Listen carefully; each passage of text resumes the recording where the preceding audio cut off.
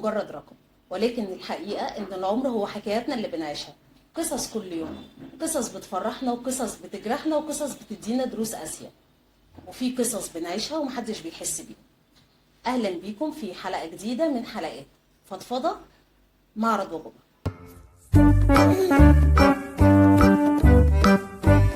أوقات كتير مشاكلنا مع اللي حوالينا إن إحنا مش بنعرف لا نفهم مشاعرهم، والعكس صحيح، ولا هم بيفهموا مشاعرنا.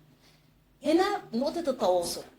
النهاردة توجهنا بأسئلتنا للدكتور مجدي يعقوب، أخصائي نفسي إكلينيكي ومرشد أسري وتربوي ولايف كوتش بعلم النفس الإيجابي. أهلا بحضرتك يا دكتور. اهلا استاذ رضوى، اهلا بيك. أهلا وسهلا بحضرتك. أول فهمنا في مهارات للتواصل وإيه معنى التواصل؟ طيب احنا لو هنيجي دلوقتي نقول ببساطه ايه هو التواصل. التواصل ببساطه هو تبادل معلومات ومشاعر ما بين طرفين او اكتر، وتكون المعلومات واصله بسهوله وتكون واضحه. ده باختصار جدا. التواصل كمان بيتكون من ثلاث مكونات أساسية الحقيقة، فلازم الثلاث مكونات دول يكونوا واضحين ومندمجين مع بعض عشان صورة التواصل في الآخر تطلع لائقة يعني أو مفهومة. رسالة وراسل ومستقبل. فأنا لو أنا هقول إن حضرتك مثلا الراسل، حضرتك بتديني بتبعتي رسالة معينة، حضرتك راسل بتبعتي رسالة معينة بتكون واضحة، وأنا مستقبل. فطالما الرساله بتاعت حضرتك واضحه وانا كمان بستقبلها بوضوح، فخلاص يبقى كده الثلاث مكونات اتكونوا في التواصل، فبالتالي بيبقى تواصل فعال. انا فاهمك وحضرتك فاهماني والمعلومه واضحه والرساله واضحه. ده باختصار معنى التواصل. في مهارات بنتعلمها عشان نعرف نتواصل مع بعض ونتجنب المشاكل. طبعا التواصل هو في حد ذاته مهاره وتستحق يعني ان احنا نتعلمها. التواصل اساسا بيتكون من حاجتين اساسيتين، تواصل لفظي وتواصل غير لفظي. فالتواصل لو هتكلم على التواصل اللفظي، التواصل اللفظي اللي هو التواصل المباشر، زي ما احنا في حاله تواصل دلوقتي مع حضرتك بالكلام. والكلام ليه نسبه من كمهمه يعني، مهمته هي لو اعطينا له نسبه مئويه هنقول مثلا بنسبه 7% مجرد ان انا بتكلم بس. وفي تواصل غير لفظي. التواصل ايه الغير لفظي؟ حركة العين، نبرة الصوت، الإيماءات، حركة الإيد، حركة العين، كل دي تواصل غير لفظي، وهو ده اللي عليه النسبة الأعلى لو أنا جيت أعطيه درجات من ناحية الأهمية. فلو قلت إن الكلام بس 7%، نبرة الصوت 38%، هي اتصنفت كده او اترتبت من حيث الاهميه. وحركات العين والايماءات الجسديه ليها 55%، دي النسبه الاكبر. فهي مهاره، فلازم نبقى فاهمين ازاي نتكلم، ازاي نبص، ازاي امتى برفع حركه ايدي او امتى بشاور، امتى ببقى في نظره عيني بتوجه لمين اثناء الكلام. الحاجات دي كلها بتبقى مهارات المفروض اللي احنا بنتعلمها. كده دخلنا في لغة جسد. التواصل من اساسيات لغه الجسد. جزء كبير منه لغه الجسد، لان بقول لحضرتك ان 55% من مهارات التواصل هي بس ايماءات الجسد وحركه الايد والعين. فكده لازم كمان نتعلم لغة الجسد. لغه الجسد بس اللي هي بتساعدني ان انا اوصل كمهاره تواصل، انما مش لغه الجسد اللي انا بحلل لغه الجسد. فهنا بتبقى في فرق شويه، ان كل حركه انا قاعد بشوف ايدك لو جت يمين، عينك لو جت يمين شمال، بيبقى ليها معنى. مش هو ده اللي انا عايزه، ان انا احلل لغه الجسد، انما انا عايز ان انا ابقى متواصل مع حضرتك مش بالكلام بس، انما كمان بالجسد. بحيث ان الموضوع يبقى سهل ما بيني وما بينك ويبقى مفهوم. طيب دلوقتي كده في أهمية الذكاء العاطفي، يعني هنا كده كمان بندخل في شق تاني، الذكاء العاطفي. الذكاء العاطفي لو جينا بس قلنا ايه هو برضو ببساطة. الذكاء العاطفي هو انا عندي قد ايه مهارات من التواصل، من إدارة حل المشكلات، من الاستماع الجيد، من إدارة العلاقات في حد ذاتها. وكمان أنا عشان يكون عندي ذكاء عاطفي لازم أبقى شغال على نفسي، أنا عندي ضبط نفس، عندي صورة ذاتية مفهومة. كل دي مهارات أنا بكتسبها. لو أنا عندي ضبط نفس، عندي صورة ذاتية مفهومة، بعرف أدير العلاقات، بعرف أدير المشاكل، عندي تواصل فعال، كل ده في الاخر بيتصب تحت الذكاء العاطفي او الذكاء الاجتماعي. فهو طبعا مهم جدا في اداره العلاقات عموما، وبالتالي في التواصل، لان هو جزء التواصل جزء اساسي من الذكاء العاطفي او الاجتماعي. والاستماع اه طبعا الاستماع الجيد ده من اهم المهارات اللي احنا اهم المفروض نتعلمها. المهارات. اه طبعا. طب هو في شخص ممكن يحب شخص بس طريقته مستفزة؟ يعني قصد حضرتك ان هو في حب بس هو مش عارف يوصل حبه مش عارف يعبر، اه فبيستفز الطرف اللي قدامه. بصي، احيانا بيجي لنا احيانا في الجلسات، خاصه في الجلسات العلاقات يعني ما بين الازواج يمكن اكتر. فبتيجي مثلا الزوجه بتقول انا زوجي بيحبني وانا عارفه ان في حب، بس للاسف مش بيعرف يعبر. ومش انا مش حاسه ان هو بيحبني مع ان انا متاكده ان هو بيحبني. ففي ودي بتبقى حاجه مستفزه شويه او بتبقى متعبه شويه للطرف الاخر، بس هي بتبقى في طرف فيهم. لو انا هتكلم ان الزوج مثلا هو اللي عنده المشكله دي، هو ما عندهوش مهارات التواصل، ما عندهوش الذكاء العاطفي، مش بيعرف يتكلم كويس، فمش بيعرف يسمع كويس، مش بيعرف يدير مشاعره، مش بيعرف يعبر عن مشاعره. فهي مهارة المفروض بيتعلمها. فعشان كده بنقول ان احنا ما نستخسرش خالص ان احنا نروح لحد مختص يتعلم المهارات دي. طيب هل هو قاصد يعمل كده الزوج او الزوجة او الطرف ايا كان مين فيهم؟ لا، هو مش قاصد.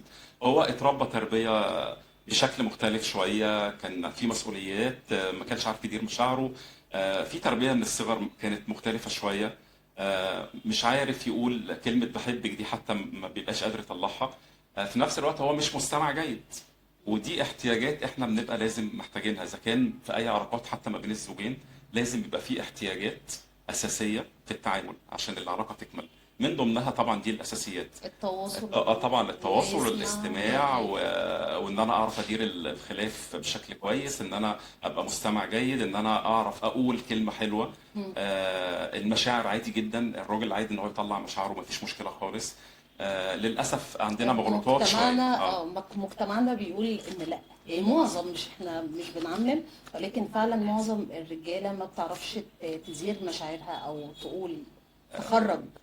فعلا. بس يعني انا ساعات مش بلوم عليه، لان هو فعلا ما بيبقاش عارف، ما بيبقاش عارف ان ده المفروض يتعمل، لان احنا عندنا مشكله كبيره جدا في العلاقات، خاصه في الازواج. يعني عندنا احنا يلا كبرنا اشتغلنا عايزين نتجوز. طب انتوا اخدتوا يعني ايه علاقات؟ اخدت يعني ايه جواز؟ لا، لا، انا اتربيت تربيه معينه، فبطلع زي ما انا اتربيت تربيت بطلع اعمله في البيت على طول، بالظبط. بدون يعني هو موروث بالنسبه له، موروث، مش بتعلم مهارات مختلفه. تعودنا مع الرجاله على كبت المشاعر. الراجل ما يعيطش في كبت مشاعر، وده طبعا غلط يعني. مم. لازم طب طبعا. ننقل بقى على مشاكل الابناء اه مع اهاليهم. يعني ايه نقول ايه في دي؟ ان مفيش تواصل ما بينهم. احيانا بيبقى في ابناء ما بيحسوش بالتواصل مع الاباء، يعني سواء الام او الاب. فده نقول ايه؟ مم. هي دي مشكلة الحقيقة برضو بتواجهنا في التواصل الآباء مع الأبناء. أولا في تربية اسمها تربية سلطوية، أو يعني في سلطة يعني. مم. ودي بتبقى يعني أسوأ الأنواع شوية الحقيقة، لأن هو الأب والأم بيبقوا فاهمين إن أنا كلمتي لازم تتقال لازم فلازم تمشي. تتنفذ، فبالتالي أنا مفيش تواصل مع الأبناء، خاصة إن إحنا بنتكلم في وقت أو في جيل مختلف. فكون اللي انا كلمتي تمشي بدون ما انا بوضح ليه، وبدون ما بشارك الاسره او بشارك ابنائي هو انا عايز ده ليه، ما تتاخرش بره ليه، بنتي ما تتاخرش بره ليه، عشان احيانا بيحصل مشاكل، التاخير في عدم امان شويه، عايز ابقى مطمن عليكي، مش عشان انا بنفذ كلمتي وخلاص، او عشان كلمتي تمشي. فانا دلوقتي في الفتره دي لما بوضح للابناء انا ليه بعمل كده، هم بيقتنعوا شويه، فبيبقوا فاهمين ان انا مش مصدر سلطه وخلاص، انا بالظبط. بعمل كده حب وخوف عليهم. لازم نوضح لهم السبب. لازم يبقى في توضيح طبعا، بالنسبه يبقى في تواصل كويس. تاني حاجه من الحاجات المهمه ان انا دايما ببقى ناقد، وناقد الحقيقه الامهات غالبا بيعملوا ده بدون قصد. بتنقد الابناء عشان الدراسه مثلا. شوفي بنت اختي عملت ايه، او المقارنات بنت حضرتك المقارنات، تقصد. سوري، المقارنات، انا هنا اقصد المقارنات. مم. فبقارن ما بين مثلا ابناء خالتها وابناء عمها بيكي بالدرجات بالحاجات دي كلها. فده طبعا برضو ممنوع، ما ينفعش، ما بيعملش تواصل. النقد، سوري بقى انا قلت في الاول موضوع النقد ده، النقد اللي انا بنقد على كل اختيار انت بتعمليه، مم. لان في فتره الشباب مختلفه اكيد عن فترتنا احنا، تمام. فبلاش النقد، او النقد يكون نقد ايجابي. مم. فلازم الكلام ده كله يبقى فيه احتواء، يبقى فيه تواصل، الدنيا ما بيننا تبقى اهدى شويه بالحوار والوصول لحل وسط. تمام. في نهاية حلقتنا حضرتك ممكن تدينا مهارات ازاي نتعلم مهارات التواصل؟ طيب، او حضرتك قلتي هي مهارات تواصل، فالمفروض ان احنا نسعى ان احنا نتعلم يعني ايه مهارات التواصل. اسعى ان انا اتعلم ان في حاجه اسمها استماع جيد، وفي عدم مقاطعه. واللي ما بيتعلمش هو ادينا بنوضح ان انا لما بكون في مناقشه مع حد، خاصه حتى لو في العلاقات او اي حد، المفروض ان انا بديه فرصته ان هو يتكلم، بلاش اقاطعه، ابقى مستمع جيد. كمان الحاجات الأساسية إن أنا الاهتمام، يعني الاهتمام والكلمة الحلوة بتقلل الفروقات اللي ما بيننا، وبتخلي في تواصل بسرعة وتواصل أحسن. كمان بلاش النقد، بلاش المقارنة، الحاجات دي كلها بتمشي على كل إذا كان أزواج أو أبناء أو حتى أصحاب. وكمان عايز بس أختم في الجزئية دي، أو أقول حاجة كده، قصة بسيطة. صياد راح يصطاد. الصياد ده بيحب الفراولة، تمام، واخد تمام. معاه الطعم اللي السمك بيحبه. وهو بيصطاد سمك، هيحط للسمك الفراولة اللي الراجل بيحبها ولا الطعم اللي السمك بيحبه؟ لا طبعا اكيد السمك الطعم بيحبه. اللي السمك بيحبه. اكيد. لو احنا اخدنا القصه دي وطبقناها على حياتنا، انا دلوقتي رايح لشخص ايا كان، هو زوج، زوجه، ابناء، صح. اذا كان اصدقاء، فانا بشوف هو بيحب ايه، مش انا بحب ايه. مم. انا بحب الفراوله بس هو بيحب الطعم السمك، فانا صح. اتعامل بنفس المبدا، اشوف هو عايز ايه، هو بيحب ايه، مم. إيه النشاطات اللي بيحبها. يعني مثلا هتلاقي حتى في الازواج، ودايما بقول كده، شوف، لو زوجك بيحب الكوره مثلا وانت مش بتحبيها، مفيش ما يمنع ان انت تقعدي 10 دقائق تقري مشاركة. مشاركه عن مثلا الاهلي ولا الزمالك، وشاركيه، ده الاهلي بيعمل كده، الزمالك بيعمل كده، ايا كان يعني.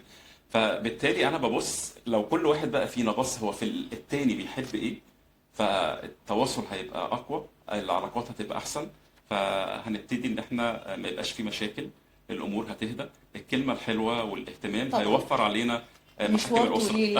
اكيد.